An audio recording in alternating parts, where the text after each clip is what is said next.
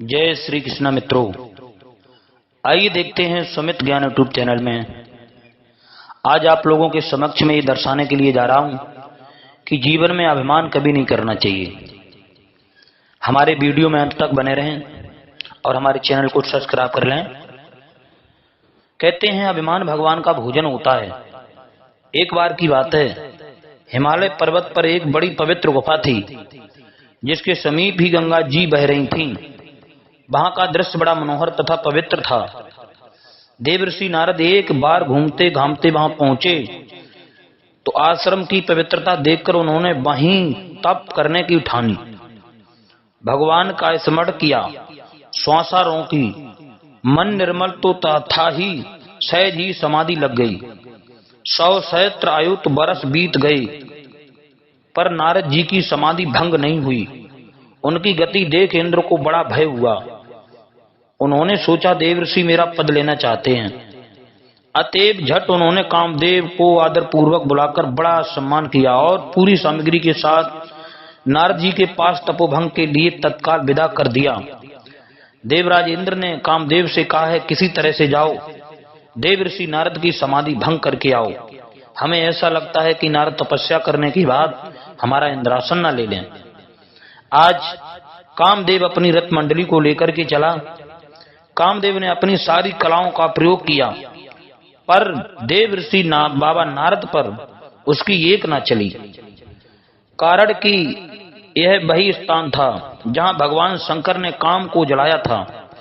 रति के रोने पीटने पर उन्होंने कहा था कि कुछ समय बीतने पर कामदेव जीवित तो हो जाएगा और उसके पुनर्देह भी मिल जाएगी, पर इस स्थान पर यहां से जितनी दूर तक की पृथ्वी दिखलाई पड़ती है वहां तक काम के बाणों का कोई प्रभाव नहीं पड़ेगा।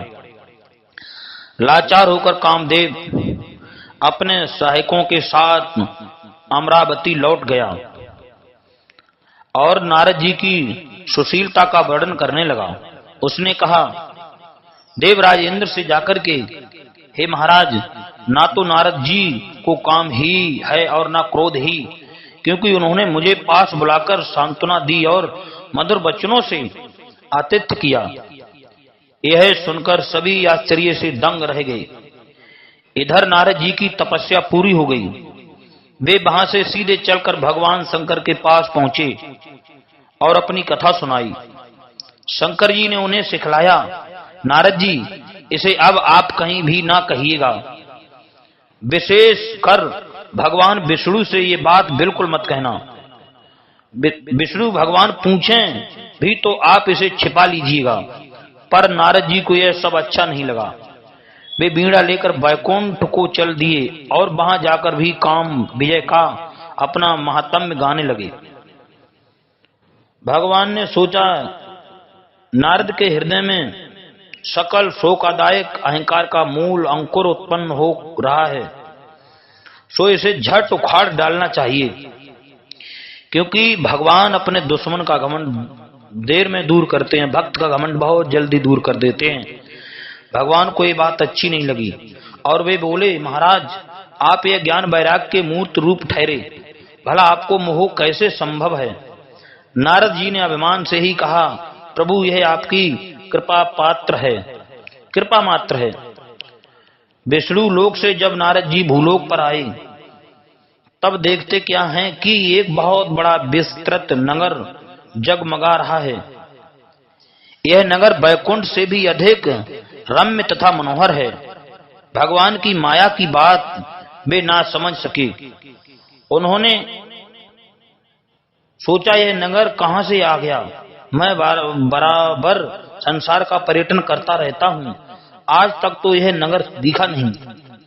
इधर उधर लोगों से पूछने पर पता चला कि इस नगर का राजा शीलनिंद अपनी लड़की श्रीमती का स्वयंवर कर रहा है। इसी की तैयारी में शहर सजाया गया है। देश विदेश के राजा लोग पधार रहे हैं।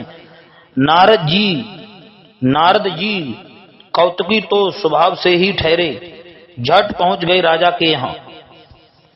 देवर्षि नारद ने जाकर के देखा, राजा के दरबार में बहुत लंबी भीड़ लगी है और राजा ने भी अपनी लड़की को बुलाकर नारद जी को प्रणाम कराया। तत्पश्चात उनसे उस लड़की का लक्षण पूछा।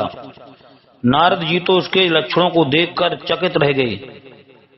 देवर्षि नारद ने देखा कि उसके लक्षण सभी विलक्षण थे।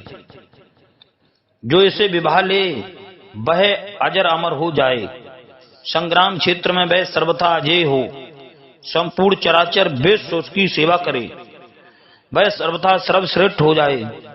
नारद जी ने ऊपर आपर से राजा को कुछ कहकर छुट्टी ली और चले। इस यत्न में कि कैसे इसे पाया जाए, सोचते विचारते उन्हें एक उपाय सूझा। वे झट भगवान विष्णु की प्रार्थना करने लगे। प्रभु प्रकट हो गए। भगवान श्री नारायण प्रकट होकर के नारद जी से बोले, नाथ अब मेरा हित करो। नारद जी बोले, नाथ अब मेरा हित करो। आपकी कृपा के बिना कोई उपाय उसे प्राप्त करने का नहीं है। प्रभु ने कहा, वैद्य जिस प्रकार रोगी की औषधि करके उसका कल्याण करता है, उसी प्रकार मैं तुम्हारा हित अवश्य करूंगा। यद्यपि भगवान की ये बातें बड़ी स्पष्ट थीं, नारद जी इस समय मोह तथा काम से अंधे हो रहे थे, इसलिए कुछ ना समझकर भगवान ने मुझे अपना रूप दे दिया। यह सोचकर वह झट स्वयंवर सभा में जा विराजी। इधर भगवान ने उनका मुंह तो बंदर का बना दिया, पर शेष अंग अपने से बना दिए थे। अब राजकुमारी जयमाला लेकर स्वयंवर सभा में आई। जब नारद जी पर उसकी दृष्टि पड़ी, वह बंदर का मुंह देखकर जल भुनसी गई। भगवान विष्णु भी राजा के रूप में वहां बैठे थे और विश्व मोहिनी ने उनके गले में जयमाला डाल दी। वे उसे लेकर के चले गए। इधर नारद जी बड़े दुखित और बेचैन हुए। उनकी दशा को तो हरिगढ़ अच्छी प्रकार जानते थे। उन्होंने कहा, जरा अपना मुंह आईने में देख लीजिए। नारद जी को दर्पण तो नहीं मिला। पानी में अपना मुंह देखा तो निराला बंदर। अब दौड़े विष्णु लोक को। बीच में ही श्रीमती के साथ भगवान मिल गए। नारद जी के क्रोध का अब क्या पूछना। नारद जी क्रोध में आग बबूला हो गए, झल्ला पड़े। अहो, मैं तो जानता था कि तुम भले व्यक्ति हो, पर वास्तव में तुम इसके सर्वथा विपरीत निकले। समुद्र मंथन के अवसर पर असुरों को तुमने शराब पिलाकर बेहोश कर दिया और स्वयं कौस्तुभ को बाद 4 रत्न और लक्ष्मी तक को ले लिया। शंकर जी को बहकाकर दे दिया जहर। तुमने शंकर जी को बहका करके जहर पिला दिया। अगर उन कृपालु ने उस समय उस हलाहल को ना पी लिया होता तो तुम्हारी सारी माया नष्ट हो जाती और आज हमारे साथ यह तमाशा। अच्छा चलो, तुमने मेरी अभीष्ट कन्या छीनी, अतएव तुम भी स्त्री के विरह में मेरे जैसे ही विकल हो जाओगे।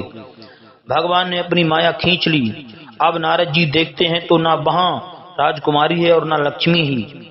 वे बड़ा पश्चाताप करने लगे और त्राहे त्राहे कहकर प्रभु के चरणों में गिर पड़े।